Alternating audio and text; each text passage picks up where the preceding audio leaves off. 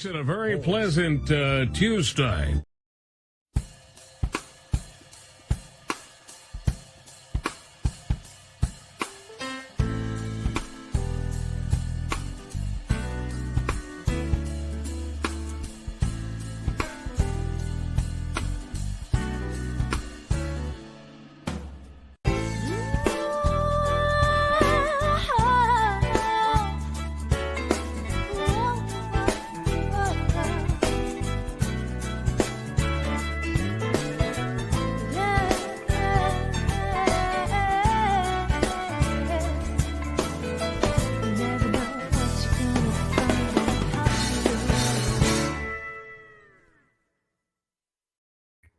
All right, folks, we are back. Welcome everybody back to Chord Therapy, the show where I try to hammer some music theory stuff into your head. I don't find, I went back and watched a few of them, and I was like, well, I don't really need to keep rehashing. And I feel like I'm taking a net and trying to drag everybody through. And it's like, you guys can go back and watch them to pick up if there's stuff you missed. And I'm really not getting that technical. I hope I'm just giving you an understanding. Welcome, Dwight Chapin. And yeah, I thought about it. I used to play it as a kid, but there's just other songs that will come before it, but I'll probably get around to it. I mean, eventually I'm going to run out of songs, right? So today, I like I said, I wanted to talk about, a lot of the lessons. Oh, sure, Dwight. Uh, a lot of the lessons that I've been doing have been, and I say this all the time, I'm like, this is how it is 90% of the time or 95% of the time. And because that's true, really, unless you're getting into jazz or some jazz rock like Steely Dan, you're really not getting involved into playing around too many things that are altered. Sure, the Beatles played with melodic minor and, a lot of neoclassical is harmonic minor. And again, those are all altered keys. They're not true to the key. So I'm going to explain what all that means today and show you what the other side is doing or what else is there that's in that 10% that I keep. And I'm just making up percentages. These have nothing to do with reality. But anyways, let me just show you something. So here is a piece of, sheet music here. We're written a G clef and it's got 4 sharps. So automatically we know it's in the key of E.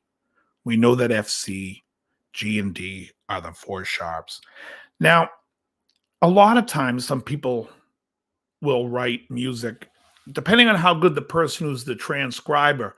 Like, let's say this song was in really the key of A, but it's centered around E. So sometimes they'll write it out in the signature as the key of E, and then in the body you will see they'll make the D sharp natural every time. And I always think that's a mistake. A good chart will show it written in the key of A, and then the chords will be based around E. But nobody is coming out and telling you this is in this mode, this is in this mode. There's none of that nonsense. It's just what key it's in. If you don't see any sharps or flats in the signature, you're in the key of C. Even if you're playing something more advanced, let's say you're playing a jazz piece, that an Alan Holdsworth piece that's based in C harmonic major. And we're going to get into what that is, but it won't show in the sheet music. It won't show you that you're in C harmonic major. It'll show you you're in C major. And then all the embellishments will be done in the body of the work. All right. So that's why it's really important for you to know the basics, which is know what the keys are, know the circle of fifths. There's a video I do on it, and I think it's fairly understandable for most people who are not schooled in music. At least I try to teach it that way. Give it a shot. So, we have the circle of fifths and all that, and then we have scales that have nothing to do with the circle of fifths. They have nothing to do with the keys and how the keys work. They're anomalies. And so I want to talk about a few of those. Uh, okay. So the first one that would not have anything to do with anything is the whole tone scale. And if we start the whole tone scale on a C, we have C, D, E, F sharp, G sharp, A sharp. Now, what's really difficult about the whole tone scale is how they got the name. Clearly, every note is a whole tone apart. If you see in my notes on the bottom there, it says this is a 6-note symmetrical scale. There are only 2 whole tone scales. And what does that mean? That means if we started on C sharp or D flat, it would be C sharp, D sharp, F, G, A, B, and then it would go in. Then the next one, if we started on D, would be the exact same scale as the one that's up there. It would be D, E, F sharp, G sharp, A sharp, C. If we started on E, it would be E, F sharp, G sharp, A sharp, C, D. So you can see, because it's symmetrical, there are only 2 scales. The question is, when would you use a scale like this? And this gets used over the 5 a lot. It sounds nice over the 5 or over any altered 7 chord. And I'm going to tell you what that means today as well. But let's just say,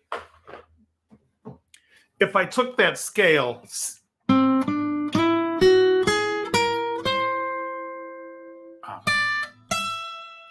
all right, there's the whole tone scale.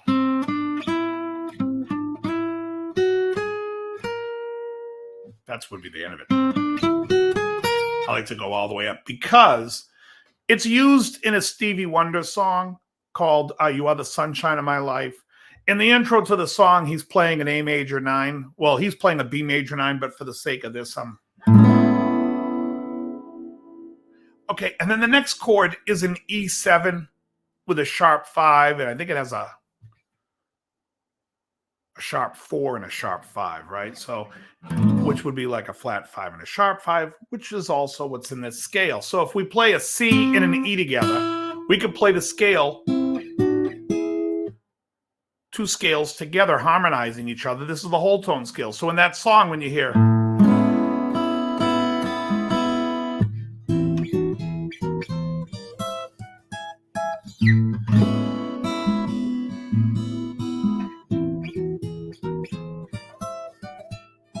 okay, that's the whole tone scale.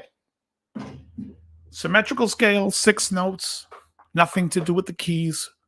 Now, it's just based on the fact that everything's a whole tone. Now, I'm only going to show you 2 that are outside of the box. There's probably a dozen.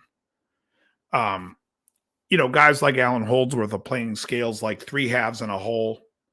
So it's like if you're starting on F, it's like F, F sharp, G, and then A sharp, B. It's just nuts. But I don't need to go into every one. This is an important one, the whole tone scale. You should know it. The next scale that's outside of the box is the double diminished scale. And now the double diminished scale can also be referred to as the half whole scale or the whole half scale. But it is devised by having 2 diminished chords next to each other. Or like in this case, they're basically next to each other. You have the G diminished 7 and the A flat diminished 7. And if you take all these notes and put them together, scramble them up, add a little pinch of salt, you have the double diminished scale. Now, the scale is really cool because it gives you something to play over diminished chords. If you're not comfortable playing over diminished, here's how you can play over them by stacking diminished chords. And here we have G, A flat, B, D flat, D, E, F. But also you can see, as I mentioned before, that diminished chords and dominant 7 chords are really similar.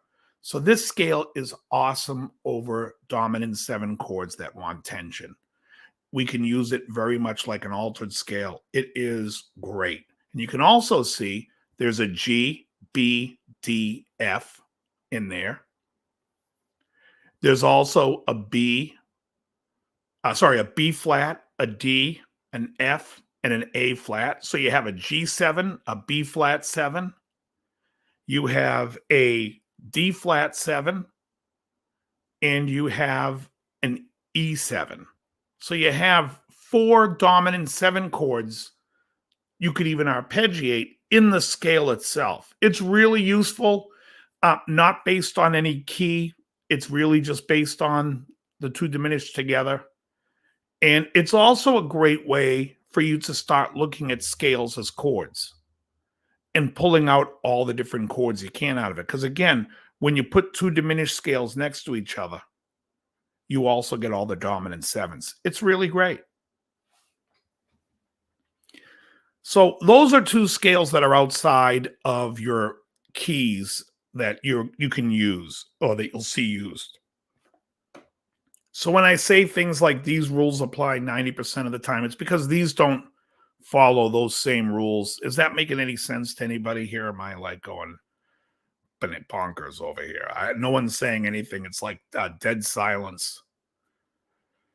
Can I know that somebody's out there breathing? It says 16 here in my StreamYard, but I don't know what that means. All right, so once you have a key, once we've devised how we do the keys, and everyone should know that the Western music major scales devised by whole, whole, half, whole, whole, whole, half, right? So we have in the major, we have C, D, E, F, G, A, B, C. Hey, thanks, Squire.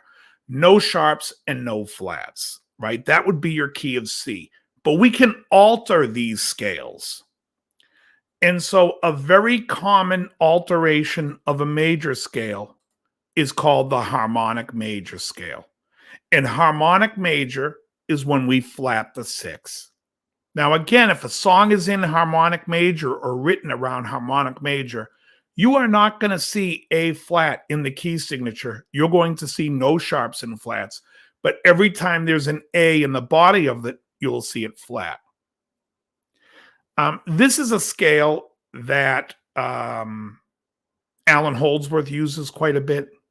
He's probably one of the only few that I know who does. In fact, I put up here, Holdsworth would call this scale the C minus 6 or the C minor 6, which is a C with a flat 6.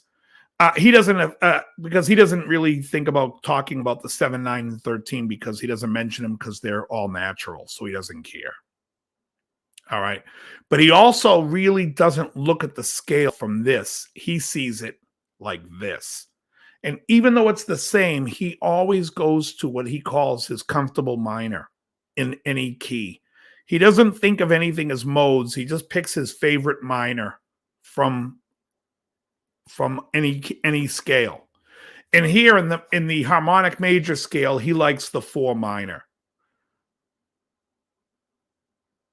All right, Mike Verzi, thanks so much. So here we have an F, A flat, C, E, and B. We have an F major 7, and just on the bottom there, if you see that triangle is shorthand for major 7, and with a sharp 11. All right, so now he's adding the B in there. And again, because the 9 and 13 aren't affected, we assume they're natural, and they are the G and the D. So Holdsworth would call this scale, the harmonic major scale, he refers to it as the 4 minor. So he would call it, in this case, the key of C, he would call it an F minor major 7 sharp 11. That's how so the other day, somebody mentioned that Holdsworth doesn't know theory, and it's absolute bullshit. In fact, I think he has a much deeper understanding than most people schooled in it because he sees it as a much simpler puzzle. And like I said, he knows when he looks at a fingerboard and someone says, play the F minor major 7 sharp 11, he can see every note on that fingerboard that's available to him. He knows the guitar that well and the music that well. And that's something we strive for anyway. But anyway, so that's really how he would look at something like that. And again, you're not going to come across in your, it's something you could fool around with if you wanted to write with it and probably work out the chords. A good exercise for you would be work out. Oh, okay. Hey, thanks, Hetriani. Look at all the different chords that are in this scale. I mean, you could see, like, if we went back to the initial version of it, We have C, E, G, B. Okay, so that, and what I try to do is I try to incorporate when I'm coming up with scales to remember a certain scale. When I'm coming up with those chords, I want to incorporate the one thing that triggers it. And in this case, it's the A flat. So the first chord for me, I would call a C with a flat 6, like Holdsworth does, because that's the first chord and it's the easiest to remember. Then the next one you would have like a D diminished 7. Would that be a D diminished 7? No, D half diminished. Oh, you have both diminished and half diminished is in there. And then the E we have just well, the E you could call it an E major with a E, G, B, E. A flat is G sharp. So there's B, D. There's the 7. You have a flat 9 and a flat 11. Oh, no, not a flat 11, a sharp. You have a flat 9 and a sharp 9. It's interesting. So anyways, that's a cool thing to look at too. The next scale after the harmonic major scale for you to know that's an altered scale is the double harmonic major.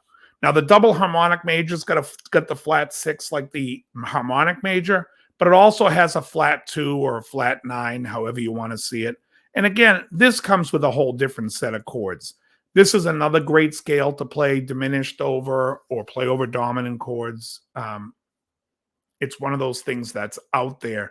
And if you're looking to play out, it's cool. But I want to get these through to you to understand the concept of it, to figure out what those 7 chords are. Because even Holdsworth, I was watching a video of him today to brush up on what he called a few of these chords because I had forgot. I mean, I had watched that video 100 years ago. And the funny thing is he's like, I don't call a scale 7 different names. And he's obviously alluding to the modes. He doesn't like modes. He's like, I call it the chord that I feel that I see most comfortable. And that's the nearest minor to my mind. So again, when he sees, like I said, when he saw the harmonic major, instantly he's calling that the F minor major 7 sharp 11. That's the first minor. The 4 chord is what comes out to him. All right. So then we have the double harmonic major, not used as much. Okay. And now we're going to get into a little bit of what I call common alterations.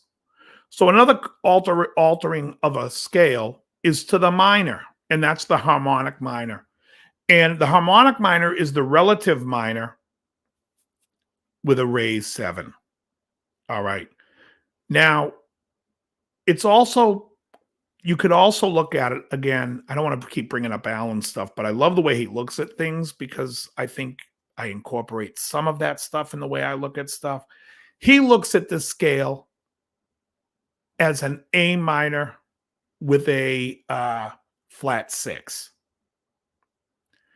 And that's because I think a lot of the jazz guys see minors as melodic minors, and it's just a flat 3rd from the major, as opposed to being a flat 3rd, flat 6, and flat 7. It's very rarely used in jazz. But anyways, the harmonic minor is an altered scale. So again, this scale, if something's in Yngwie's A harmonic minor, because this is the neoclassical mode, neoclassical key, you would see that G is always going to be sharped in the body, but in the key signature, you will just see, no sharps and no flats. It's the key of C or A minor. I think of it all as just majors most of the time. Even it's funny, I think of things in majors, but I play them in minor. Go figure. Doesn't make any sense. But anyways, so this also has some altering of chords. Obviously, the 5 chord in this minor becomes a dominant 7 chord. The 1 chord becomes augmented, the C. The first chord becomes a minor major 7. So you have an A minor major 7, A, C, E, G sharp. Which is cool. These are things you should practice looking at 7 notes and coming up with how many chords you can pull out of that scale. You'll find as you go, you can get a lot more out because I mean, not just adding extensions, but just, sometimes there are minors and majors together in some of the other altered scales. The next altering of a minor scale is melodic minor. And again, this is a relative minor with a raised 6 and 7, but you could also look at it as a major scale with a flat 3. And this is really one of the main scales that's used in jazz. Now, it's not really used from the 1 position, but it is used a lot from the 3, 4, 5, and 7 position. Now, the 7th position of the melodic minor scale is called the altered scale.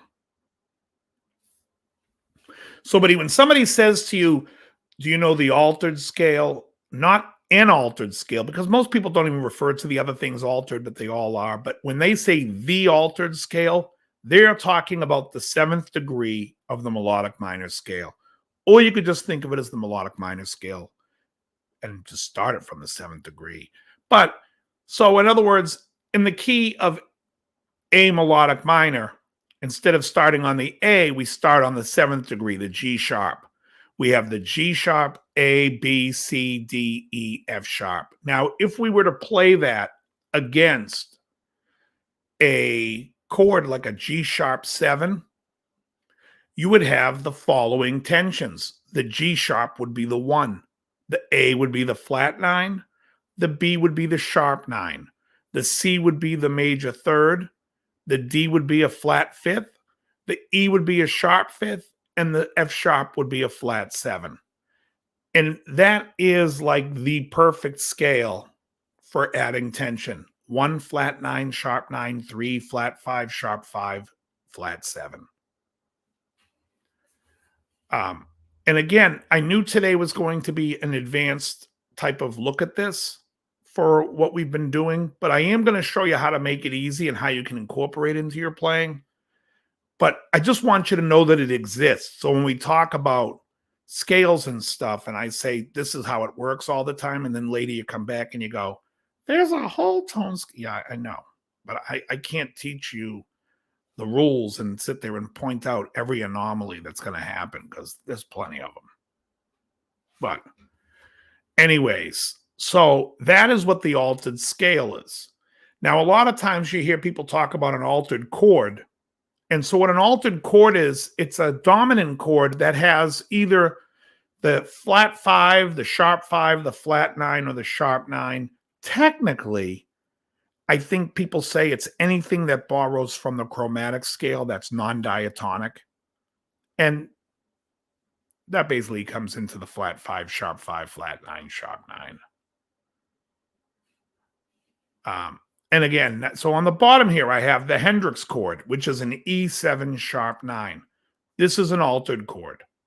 The chord can be played, if you see on a piece of paper somebody wrote down, and you'd only see this on a jazz chart. Nobody's giving you a rock chart and saying E7 alt. I can tell you that right now. And that's just because in rock music, people know, those songs, they have voicings they want. And in jazz, it's way more free. So like an E7 alt could be, you could play that. You could play an E7 alt as an E7 sharp 9. I could play it as a flat 9. I could play it as a sharp 9, sharp 5. So there's all different things you can play to it. So but the Hendrix chord is an altered chord.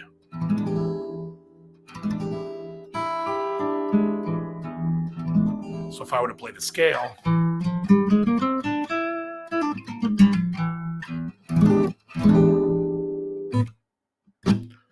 all right, so that's so you understand what the word altered means, because I think a lot of people, when they're new, hear it and they just turn their ear off. They're like, what is that? It's good to know. It just means that there's a note borrowed from the chromatic scale, and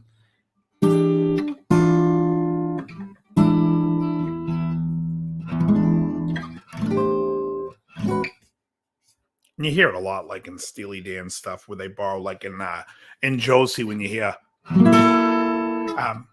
what is that?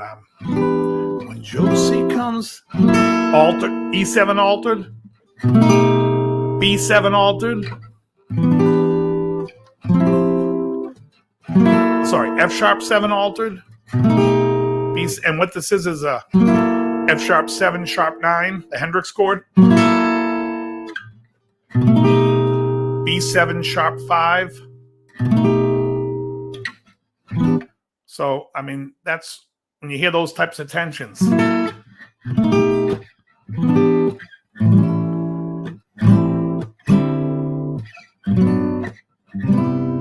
Then it's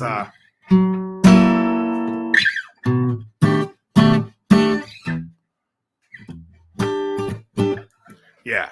So a lot of that is based on the altered stuff. And then, you know, when you hear like the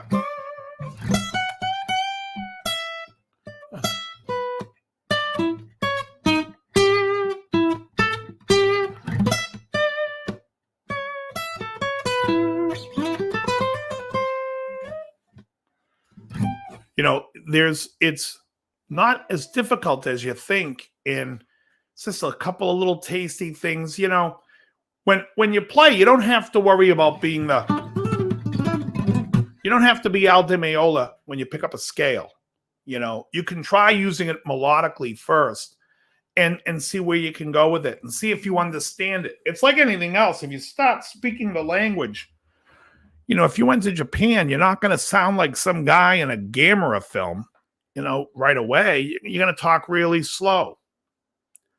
You're going to talk like Mike Myers when he's doing, I don't speak Japanese. Let me see what's this. Anyway, so that's that's what the Hendrix chord is. Now, when we have the Hendrix chord, we have you have the scale. Let me put this up here. You have the E altered scale, which generally is just an F melodic minor, right? So if I have my scale is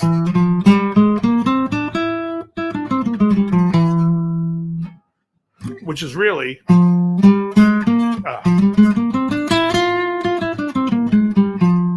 it's the same scale. It just starts on the 7th degree. But what I put on the bottom was to show you pentatonics. Now, obviously in the bottom, you see there are blue notes. Those are the blue notes, literally. So if we're playing an A blues, right?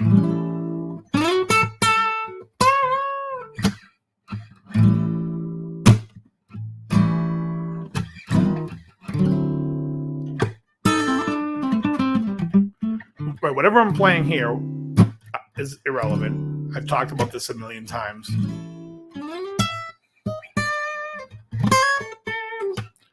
Okay, then at the end, we get to that E7. And if you're wondering why it works, it's right there why it works. In the A pentatonic on the bottom, because the A is the 11, the C is a sharp 5, the D is a flat 7, the E flat, which is in the blues, is a major 7, the E is a 1, and the G is the sharp 9. So if you hear,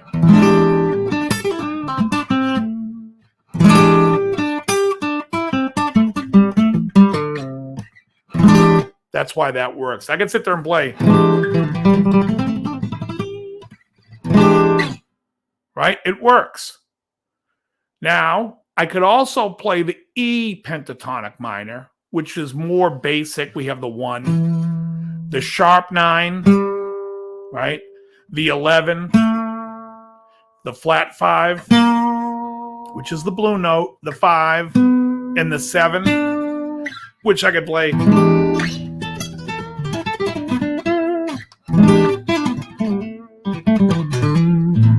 Right, that's your basic blues, which keeps it blues. Not really outside, except for that G and the blue note, right?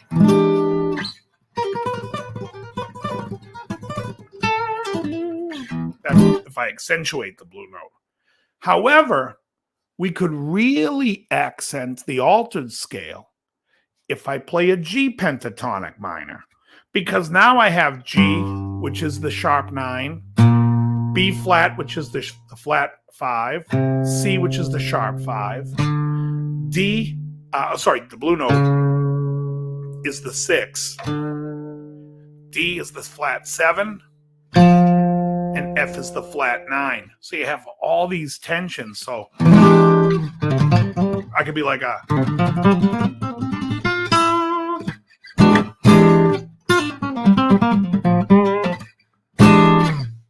and that's outside. And so you can use that G minor as a way. And that is a technique, actually, of using it in the pentatonic way, because in the pentatonic, you already know the patterns and the comfortable way you play them. So Herbie Hancock, when he was talking about in one of his master classes a few years back, was talking about playing outside. He says, I like to go a minor third above on the tension. And that minor third above, it really just plays the altered scale in a pentatonic form. And then, knowing, because I know the notes of the altered scale and the notes of this thing here, I know here, there's the E. So if I wanted to land on the 1, or if I wanted to land on the G sharp, so I can move it around. The more I'm comfortable with it, the more I know the notes of the scale. So I know there's G, and I know there's A flat or G sharp. You know what I'm saying?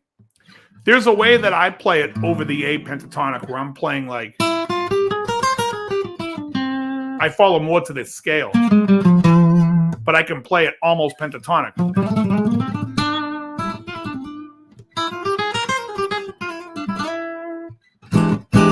That type of thing. Anyways, it's just a way for you to understand when you hear, well, because anytime you start to work on it and hear it, when you hear jazz guys play it, you'll be like, oh, I get it. That's good.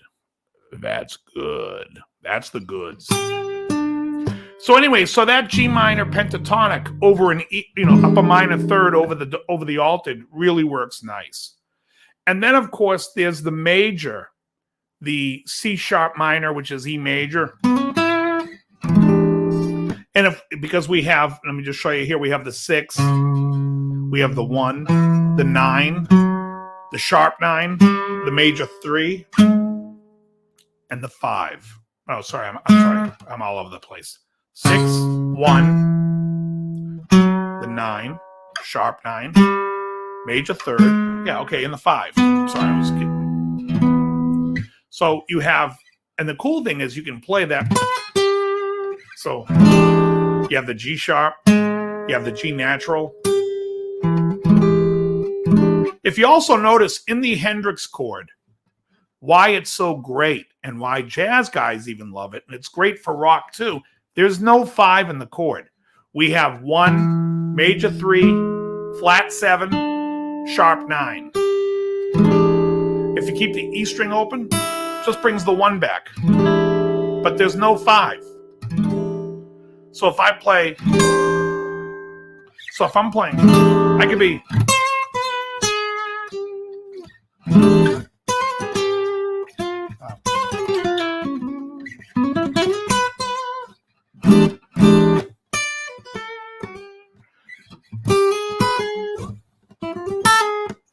Whatever, you can play almost anything over these chords because they want to take any type of tension you can give it. A lot of the stuff, is the patterns that you can figure out, like when you play in the pentatonic. Why it's nice because you know the pentatonic patterns that you have, whether it's right. Yeah. And obviously, I'm playing the chord after. It's not the same as if I was playing with somebody and you could hear what it would sound like against, but you get the idea. So there's 4 pentatonics, and obviously there's a few more that you could play because you could even go down a half step in between the A pentatonic and the G pentatonic and play for that E, because here you have the 5, the major 3, the 9, the major 7, the 6, and the 5. So, I mean, there's all kinds of stuff you could do.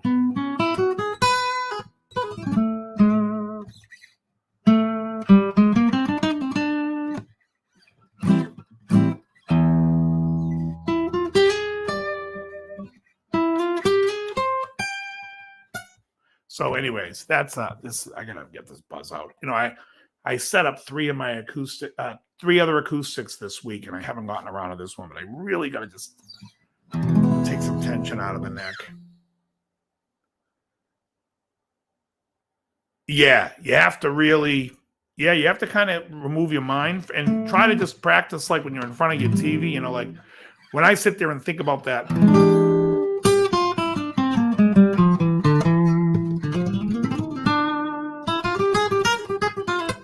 That type of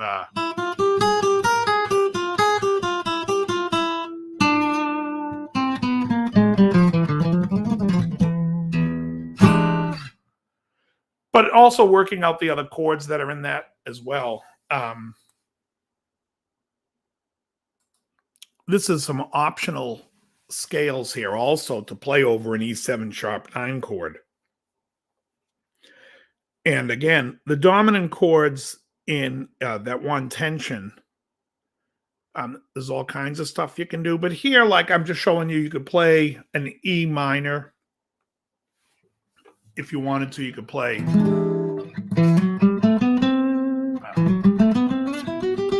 You know, that type of. You could play D major, which is E minor in the second. You could play A major.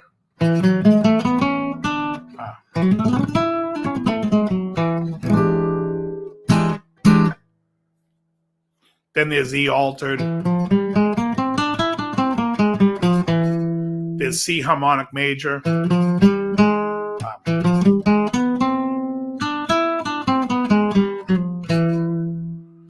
There's double diminished. Let's see what this one.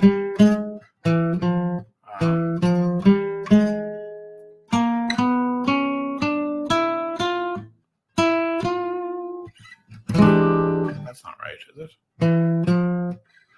I always play that in G, so it's yeah.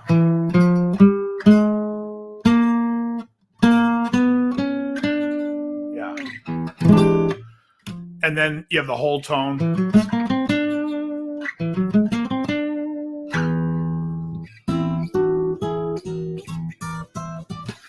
That type of thing. So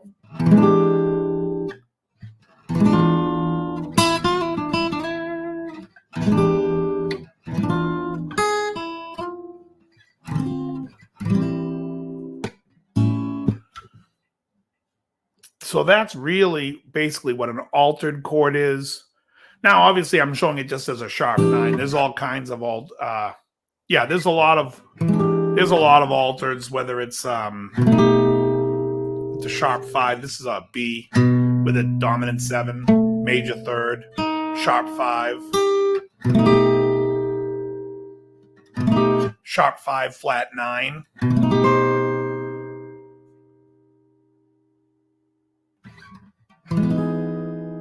See, because it wants to resolve. So, like, if you're playing a song, like, I mean, even like here's something that's not like, here's a. Boy, I'm out of tune already. Hold on. Hold the phone.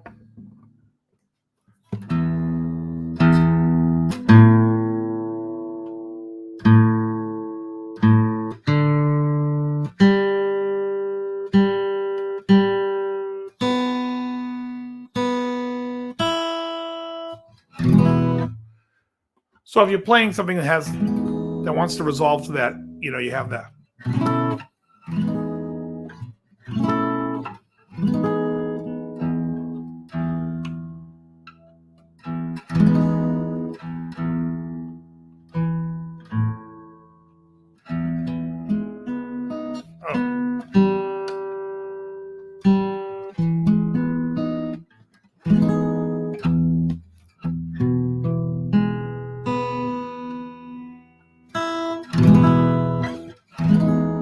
Right, so we have that, like, that would be a nice, just a simple B11 or an A over B. But you could also, as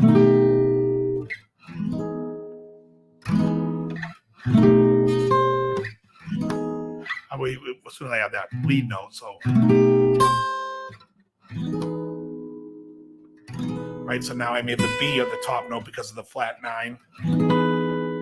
I'm sorry, the flat 9 and the B.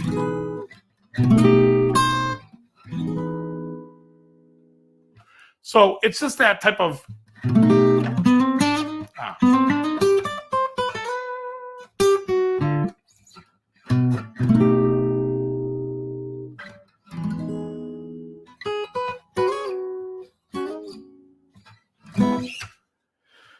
so that kind of gives you like a little bit of an understanding of altered scales and what's going on.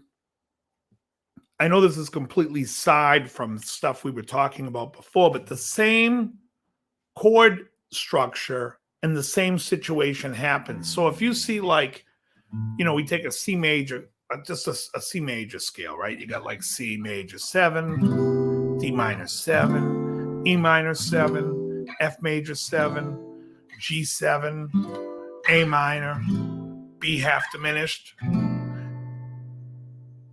Oh, thanks, Sheldon. And then back to C. Well, you should know those for like harmonic major, or at least work on them to be like, okay, there's C. And then you have this D minor, but now you have it with a flat 5, right? So we have this half diminished. But you could also, where is it? I'm moving the wrong note. You also have diminished there. So it's good to know all the chords in the key that you're playing in. It also will make learning songs and understanding things a lot easier. Like when I look at some of these songs that I'm teaching, like Dr. Wu and how'd that intro go? It's like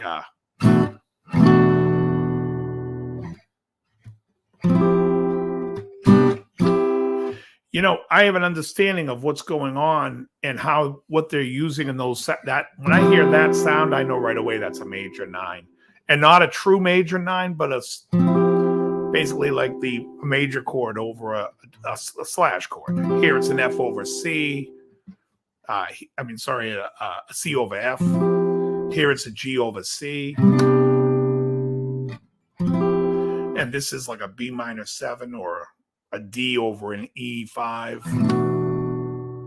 So I understand when I hear that stuff, what that sounds like, and how to anticipate, what's coming in a song. And of course, there's going to be stuff that throws you off, and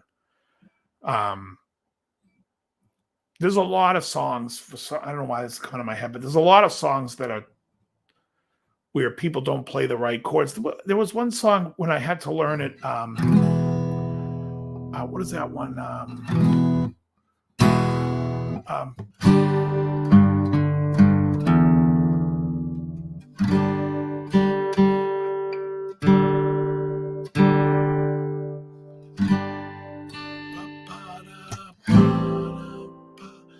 can't find the time to tell you. When it got to the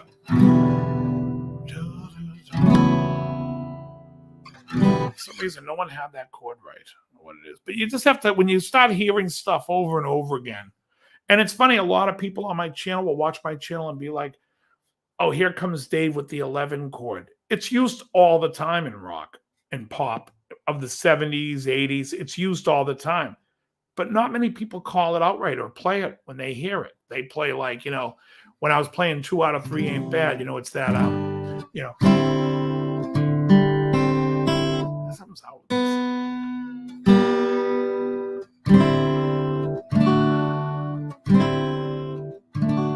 That type of thing where I see guys teaching it C to D, and I'm like, well, you can hear that tension of that dominant chord, that D11. And I think the more you get yourself involved in learning this stuff, you'll start to be able to pick it up. A lot of people, and this here, this one here with the pentatonics is invaluable because I know a lot of guys sit and live in pentatonic land, and there's nothing wrong with that. Like, I don't have issue with people playing pentatonics as long as they try to expand and work on it, because like if you're playing like an A blues, right? You have 2 pentatonics you can choose from. I could play A, where I have to add embellishments to the major third, or I can play F sharp minor pentatonic, right? I could be like,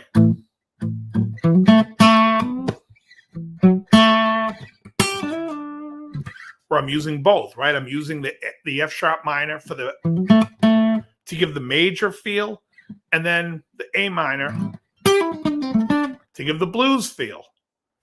So you can use those two, and what I've learned most. Well, that's cool. I don't know if you've been playing them wrong. You're assuming I'm playing them right. I'm just playing them how I hear them. You know. But so then you get to this D9 chord, which now I'm trying to explain to you that would be the 5 chord to the key of G, and we can play this A minor as the 2. You know, when you get.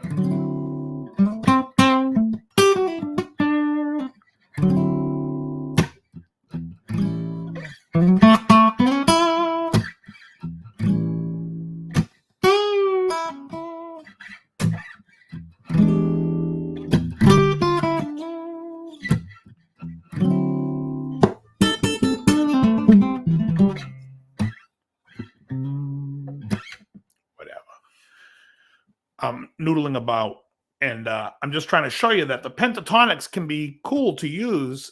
You know, I know a lot of guys like to live on them, and there's nothing wrong with it. There's nothing wrong with it. Pentatonic is great, but when you learn to expand on them, you learn that you're really only missing 2 notes, and eventually you'll start adding them in. I mean, there are plenty of guys who, after a while, will figure out. They start to realize, oh, the D works in that A major. And then if you're playing a blues that has a dominant, you know, you can play the G there, or if it's not a dominant, it's just you could play the G sharp, because that would be the true key of A. But the important thing is to know the 7 notes or the 5 notes and figure out where your arpeggios are, where are your chords, because compiling chords together. Exactly, Ruffalo. When you're compiling chords together, like if I'm playing an E, right? Like,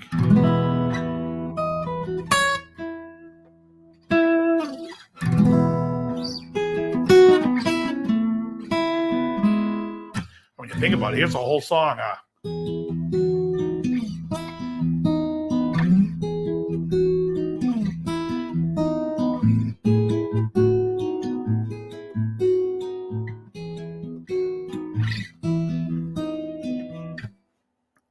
Right? Just all based on these chords of B, E to B,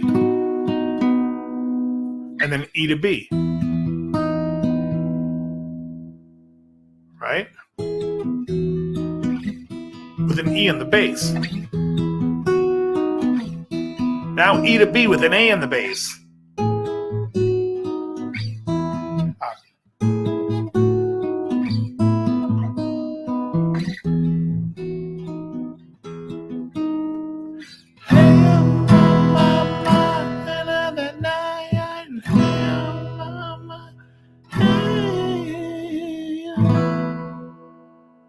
Life in a northern town.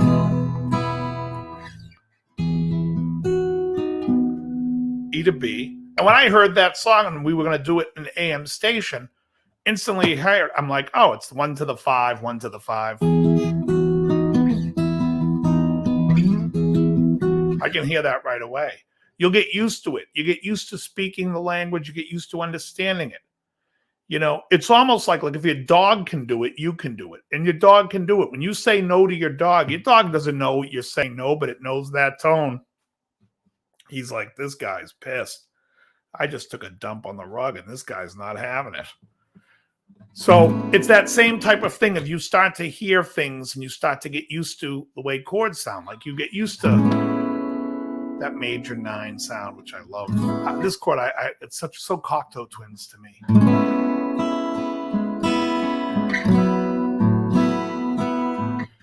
But yeah.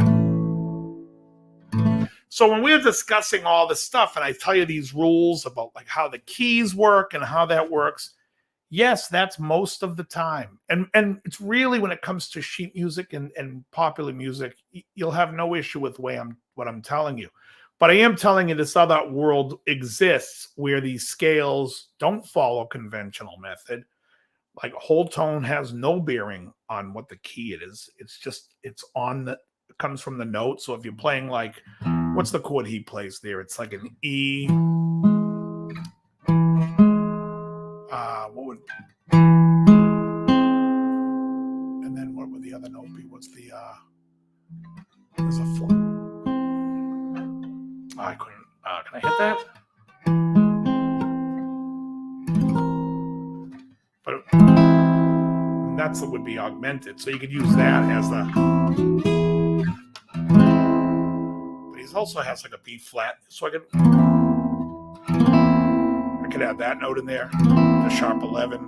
Oh no, sharp 11 it's yeah, right here.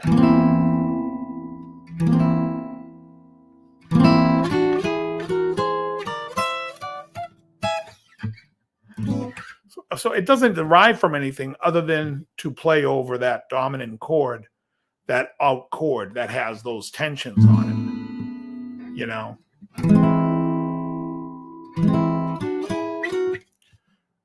It's nice stuff, but you want to get used to hearing those sounds. And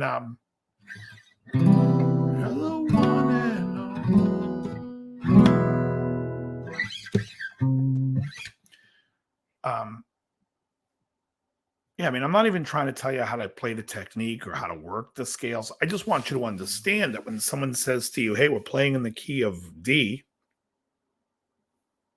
that's what it was, Ed. That's what I showed earlier. It's the A major 9. And then you play a whole tone scale parallel with a whole tone scale a third above going.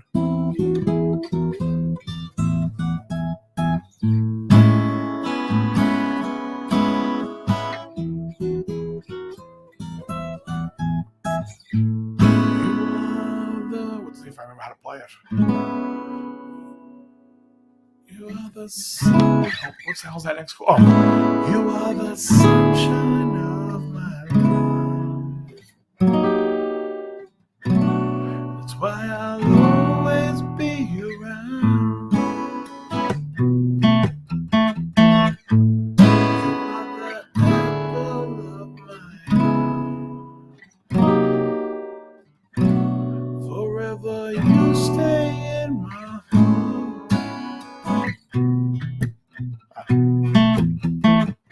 I feel like this is what the hell's the next one? The beginning. And I love you for a million.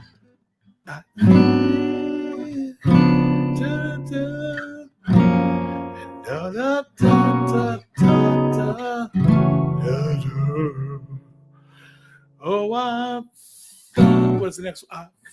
I found myself being now.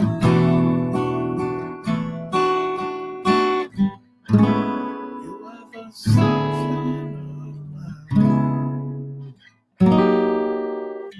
life. If you guys are interested in learning that song, I will post it next Monday. If you're not interested, don't watch next Monday's show. You can use it. Anyway, so let's recap, shall we? Scales that are outside of the key that don't really have any significance to how the keys work. We got the whole tone scale. That's the scale I was just playing. And I'm playing C and E together, D and F sharp together, E and G sharp together, F sharp and A sharp together, G sharp and C together, A sharp and D together, C and E, D and F sharp, E and G sharp. So that's that. A major 9. Why is this an A major 9? It's the A is the root, G sharp is the major 7. C sharp is the major third.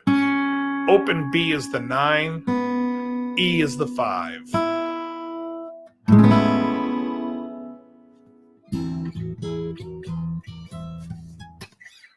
That's why. I like the second chord when he goes, you are the that E over D. That's a nice. It's a C sharp minor 7, which is E over C sharp.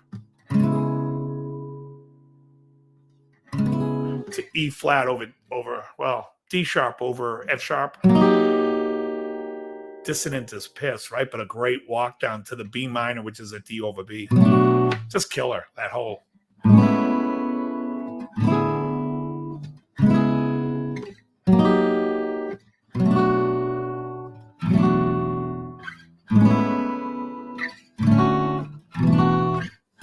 Yeah, I agree. It is beautiful. Yeah. Well, it'll be up Monday, Squire, for you to learn. I teach it. Anyway, so that's the whole tone scale. Then there's the double diminished scale, you know.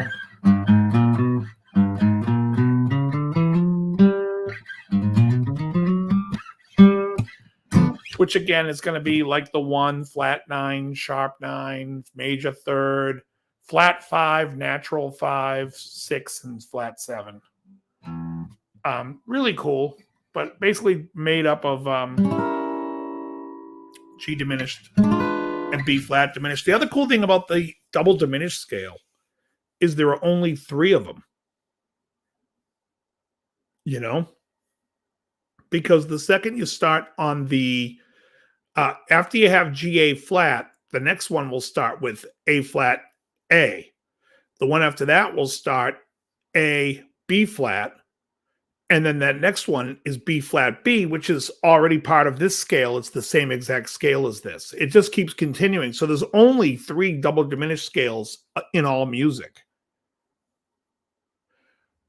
Oh, that's a great song. That's the last song on Talking Book. Same album, Ed. I believe when I fall in love, this time it'll last forever. Great song. Dun, dun, dun. Yeah, I love that one. All right. And then again, so then you have like all your major scales, right? Like, which people will sit. This is why, and also just so you know, again, why I think modes are nuts. Modes are insane because there are 7 modes to the key of, like, let's just say C major. There's 7 modes, right? We got Ionian, Dorian, Phrygian, Lydian, Mixolydian, Aeolian, and Locrian. Now, harmonic major, where we have a flat 6, 7 new modes.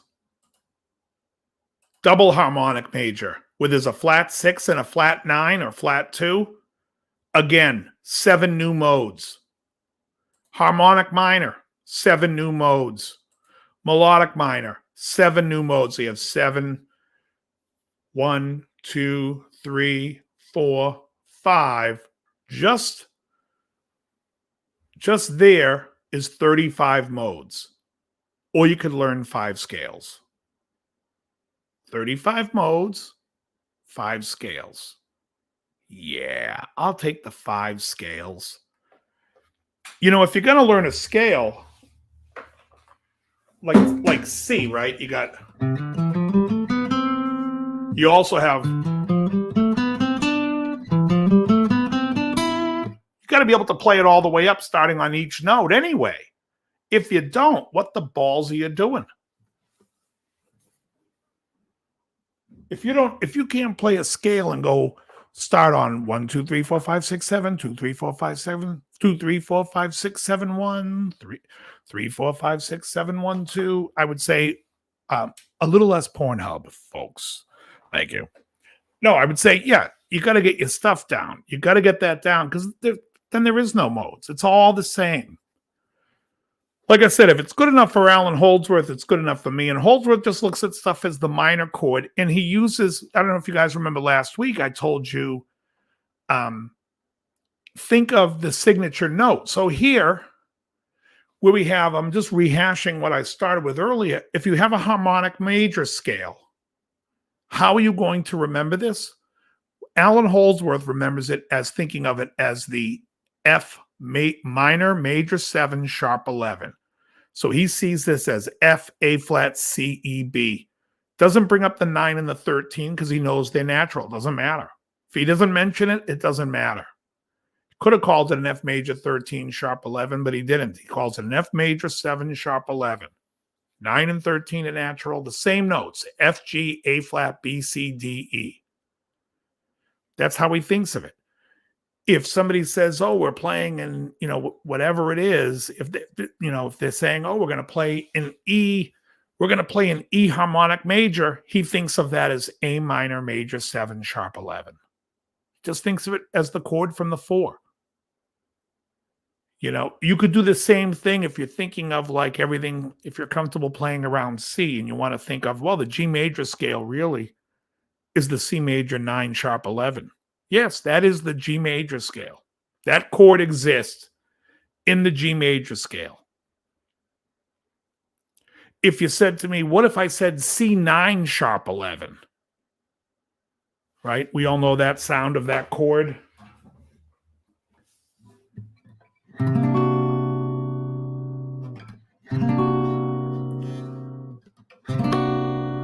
This chord is in the G melodic minor scale. It is the 4 chord of the G melodic minor scale.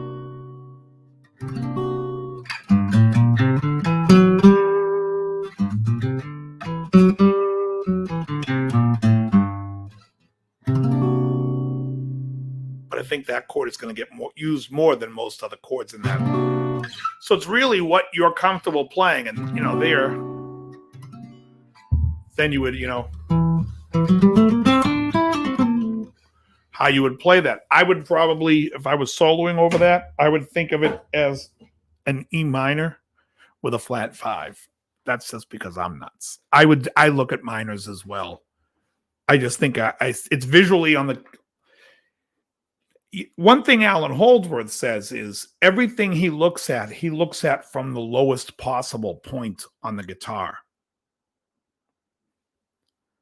So the F minor major 7 sharp 11, not only is it the 4 chord, but it's also, he would actually probably look at it from the low E. He would start it on the open E because he thinks of everything from the lowest possible note you can hit.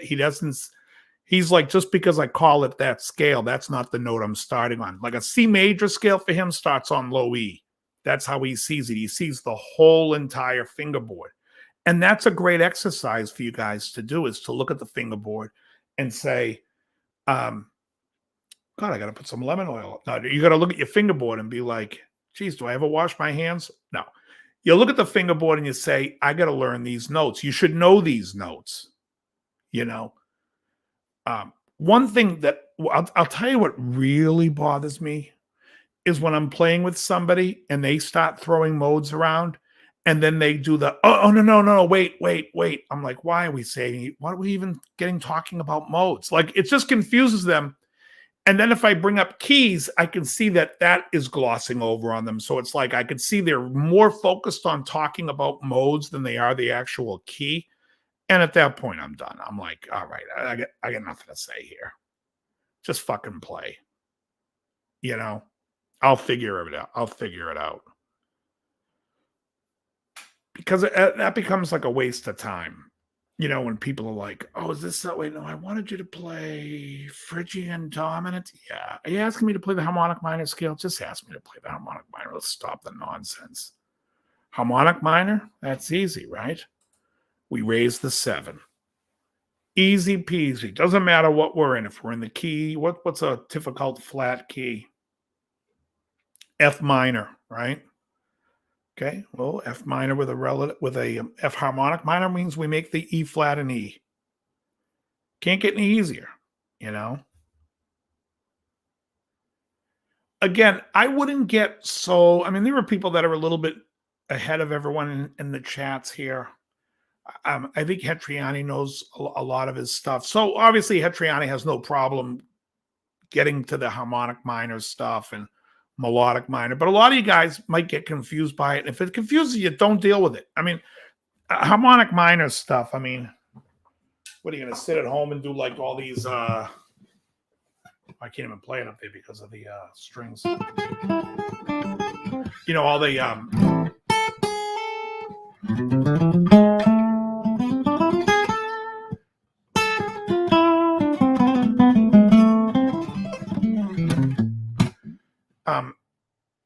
I don't know. Is that a big deal? You're gonna sit there and play Ingve stuff at home? I don't care if you do. If you want to, yes. But for the most part, like most songs are not really getting involved in that unless they're playing a minor and there's that dominant 5. And that happens a lot. But usually they borrow it for that. You know? Like what is that?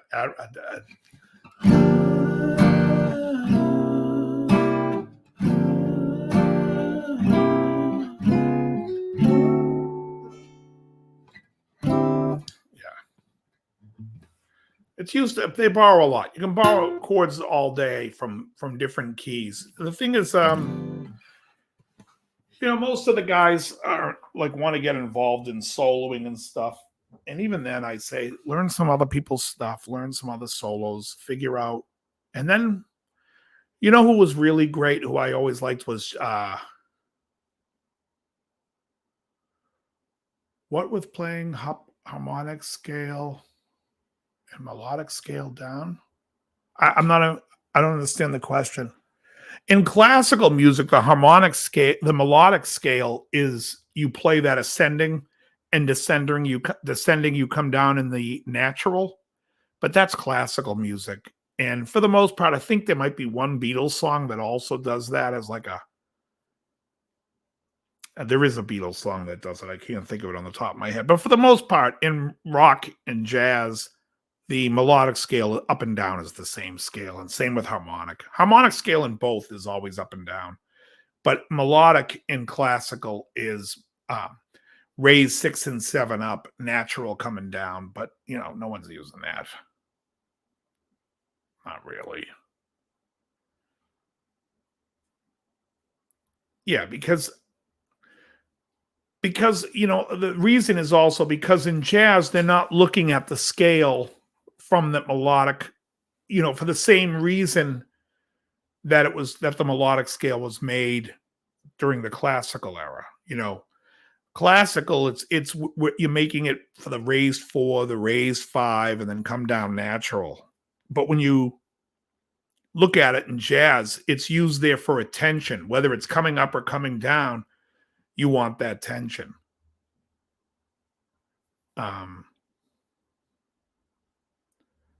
Yeah. All right. Any other questions about any of the stuff that I've talked about today?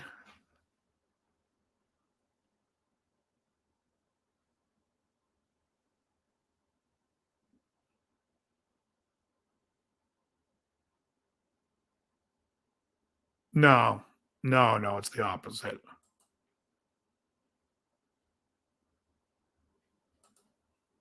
It's the opposite. All right. No, I haven't done eggs at night in a while. You know what I do is I eat right before. So then by this time, when I finish, I just I'll eat a protein bar unless I'm really hungry. But nah, I haven't done late night eggs in a while. What's the story with the? Ba-dum, ba-dum, bum, bum. Here's a story. Actually, a buddy of mine. It was funny in my band. My singer was all tatted up, and I was really not getting a lot of work playing outside of my own band or in the studio. But I kind of was like, I'd like to go on the road. I think that would be fun.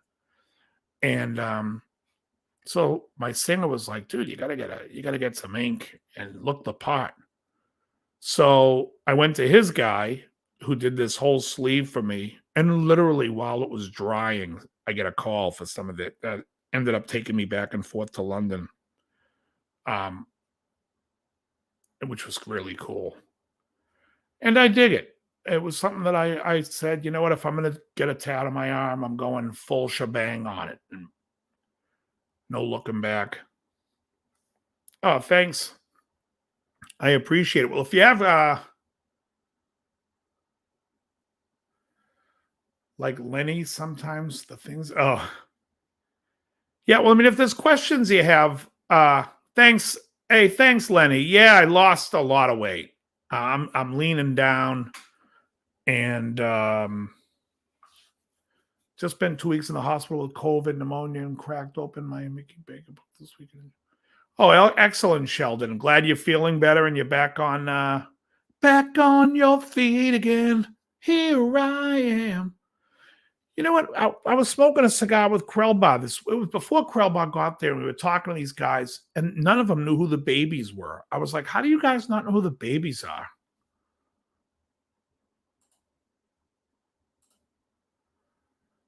Oh, here come the spam, and there they go. Oh, Johnny Kramer beat me to it. Oh, I at least hit them. All right. It's a two-man work, Deli Force. But yeah, I mean, if there's any other questions, anyone have any other questions of burning theory questions that I like them too. Yeah, Jonathan Cain ended up having a big career after the babies, right? Are there any other questions regarding music theory stuff that let me see what the hell my phone looks like. I'm getting a million messages. No, Facebook.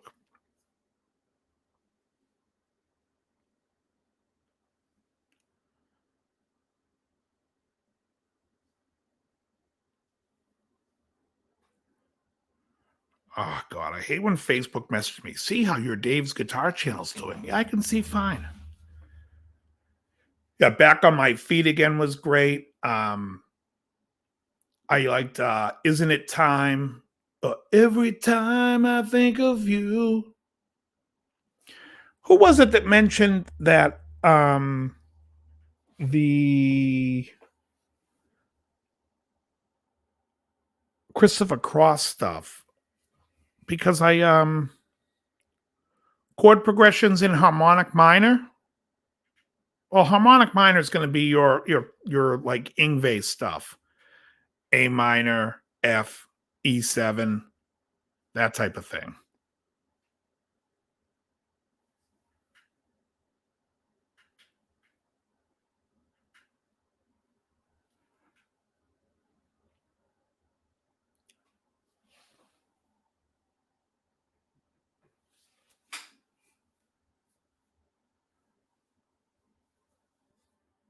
Yeah.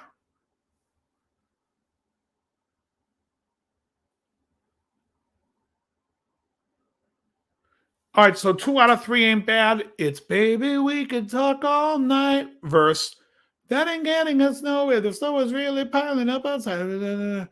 I would call the next section B section. I poured it out and I poured it out. I try to show you just how much I feel. I'm tired of words, but I'm too hoarse to shout. But you've been cold to me so long. That's all. That's like we'll call that a pre-chorus. Staring in icicles instead of tears, and all I can do. Okay, then I want you, I need you, but there ain't no way. That's the chorus with an extra tag, and then it goes 2 out of 3 ain't bad. Down. Don't ever drill for oil on a city street. Goes to the pre-chorus again. Don't ever or B section. I'd call it a B section because it's not going to go into the chorus this time. I know you're looking for a ruby in a mountain of rocks. So it's A section, B section, chorus, B section, bridge. I can't. B section, bridge, A section, and then chorus and out.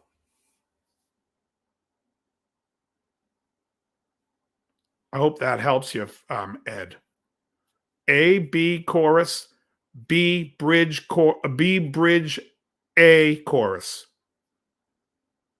Is that right? There's only 2 choruses in the song? Oh, how to add chords to the melody. Well, the melody should be the chords. Do you know, like if you have a melody that's a strong melody, it should be derived from the chord. You should hear it. Um,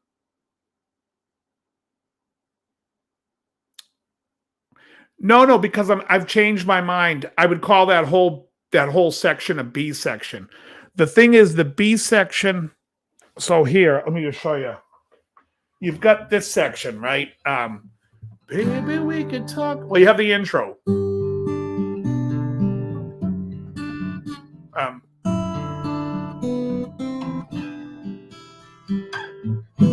so you have the intro, then baby, we could talk all night, but then again, it was nowhere.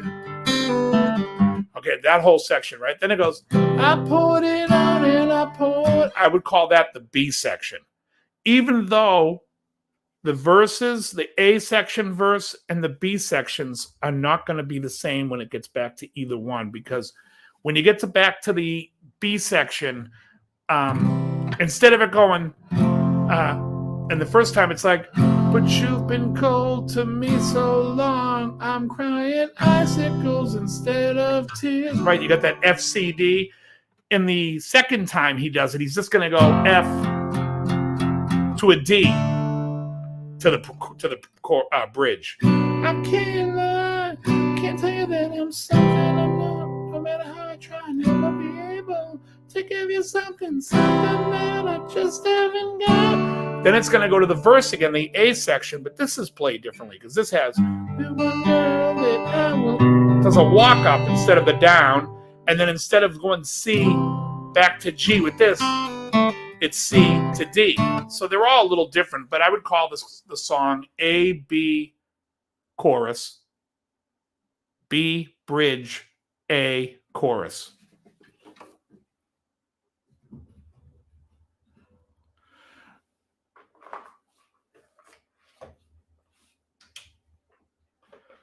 Yeah, that's how I would look at it.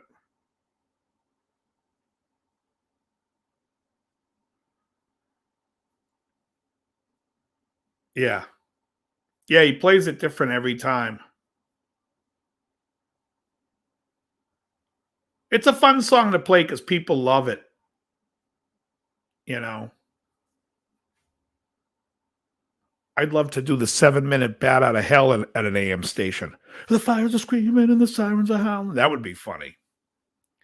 But yeah, if there's any other questions you have about, yeah, well, you say great arrangement of which, whose, mine or his? Because I just follow what he did, and he was the writer, the guy that,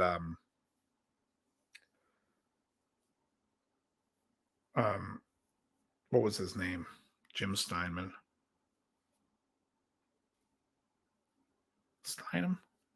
Steinman? Can't remember.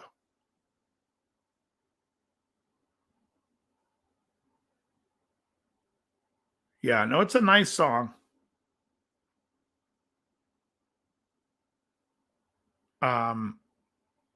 This weekend's going to be a little easier for me because I only have a gig on Saturday. Should I film it or should I take a week off? It's with Jim this Saturday.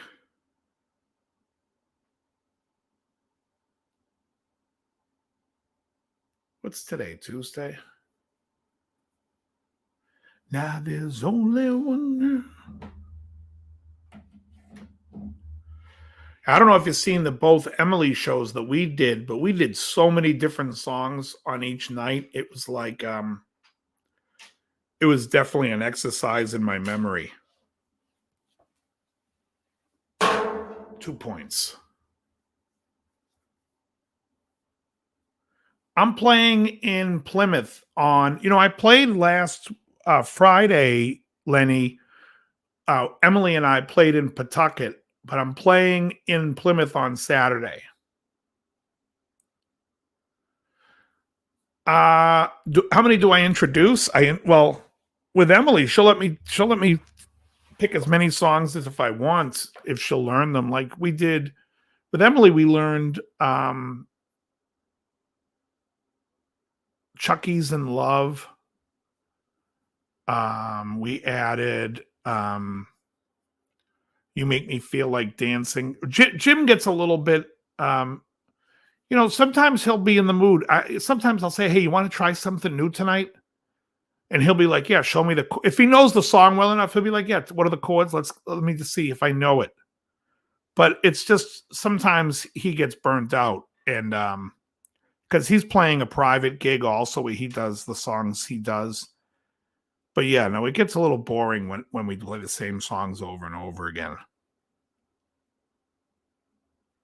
I mean, Emily and I, we did 2 back to back, and we definitely, we did not want to do the same. We didn't want to do the same set list. For Fearless, that's an open G. I think maybe that they tuned the low D to a G as well. I had it down to a D, but I was muting it with my thumb. But I would bet that they probably tuned it to G.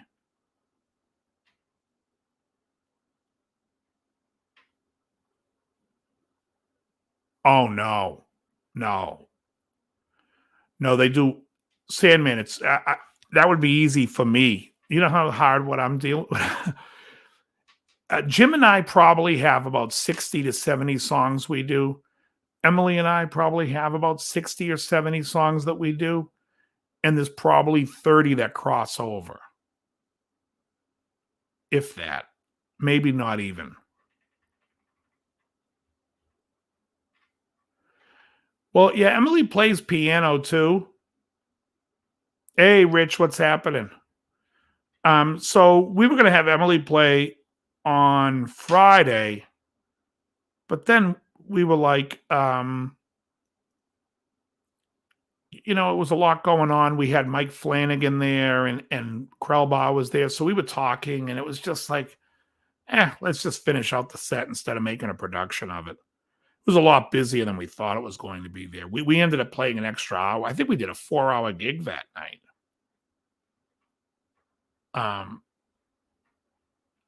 Whereas at the other place, we always just do 3. They close at that time. But we got to book some more down at the cigar place. It was a good time. People had a great time. It was packed. Krellbaugh got me a great cigar. He got me I don't know if any of you guys smoke cigars. He got me a Tatois. I can't even remember what the name of the cigar was. Would you ever do any John Mayer, Sugar Ray, Lenny Kravitz? I love Lenny Kravitz. What's that song I love by him? I love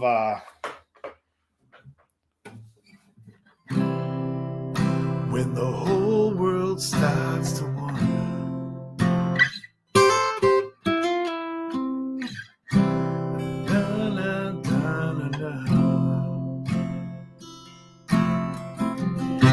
And I was there and you were alone.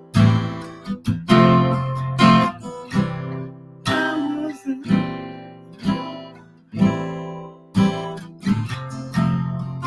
You are the force. I love that tune. John Mayer. I don't mind John Mayer. In fact, I used to. You caught some of it, Lenny? I used to be a paid guy that sat in with this blues band that did,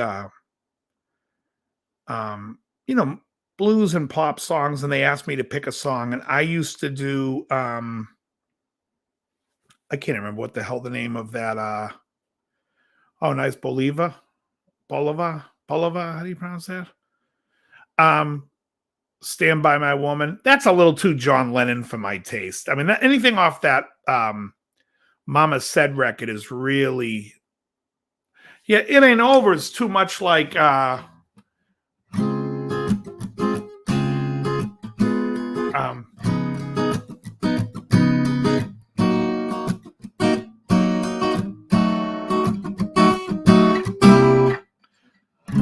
Hearts of Fire creates love, desire, take you higher and higher to the world you belong.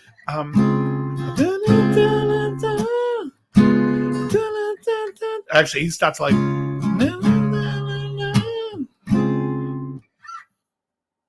Oh, hey, thanks, Andy. Yeah, I think everything on that Mama Said album is derivative. Stand By Your Woman's Lennon. It Ain't Over is That's the Way of the World. He does that one. Let's wander slowly to the fields. It's what is that?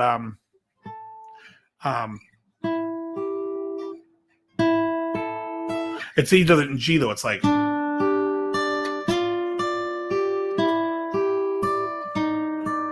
let's slowly wander through, and then it's.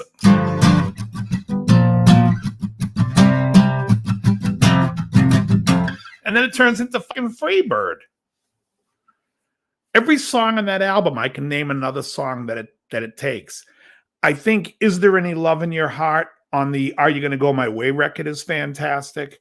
And I like everything off of Circus. What kind of circus is this? I love that record. I love Circus. Hey, Lenny, have a great night. Talk to you soon.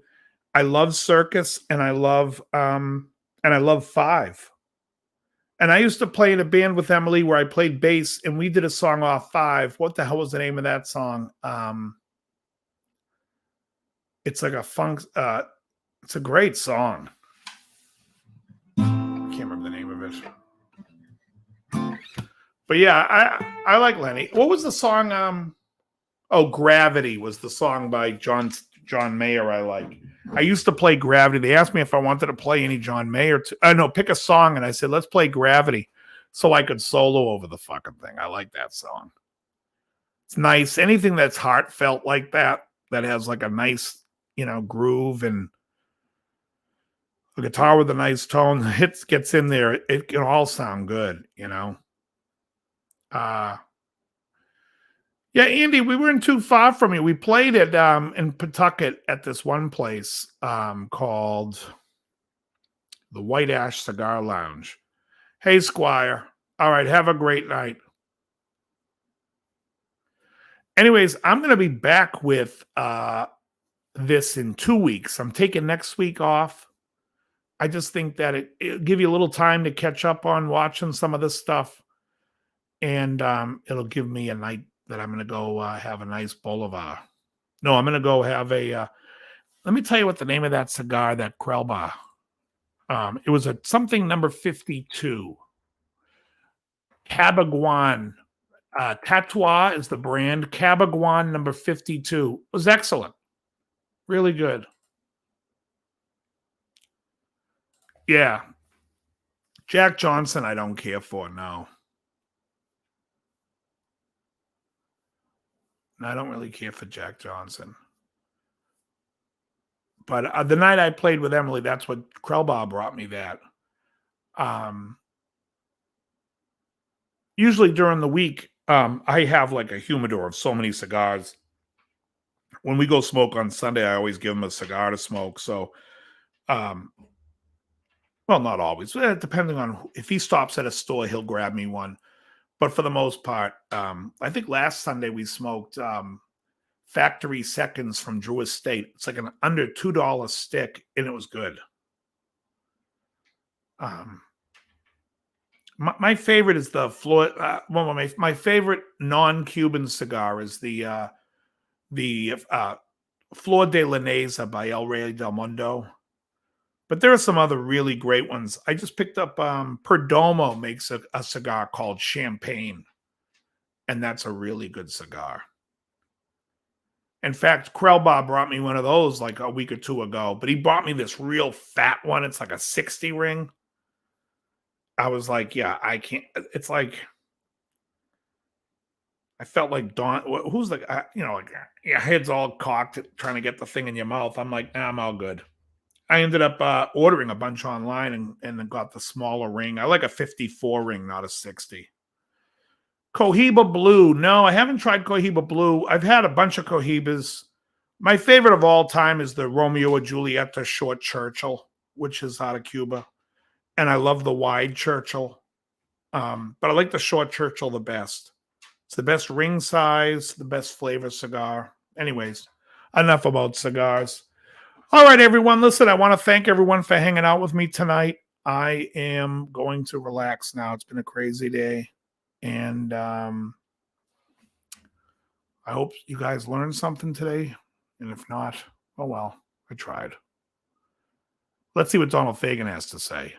We end up on a C triad with a D in the bass, which is a, we call it an 11 chord. It's one of the many names we might have for it. Or a C over D or something. Peculiar nomenclature that they use in music. And that's a chord that leads to... I love that line. The peculiar nomenclature we use in music. All right, everyone. Have a great night. Andy, Dion, Ed, Rich, Dwight, everyone. Very good.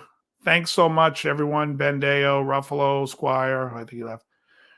Sandman, are you doing those Chord Therapy? No. This is not the last one. I'm just taking next week off. I will be back. Let's see what's today's date. So I'm not going to be here for the 15th, but I'll be back the 22nd. All right. You'll see. I'll post a placeholder for the 22nd soon. All right, everyone. Have a great night. Thanks so much. And Richard, good to see you. Thank you. And as always, very good.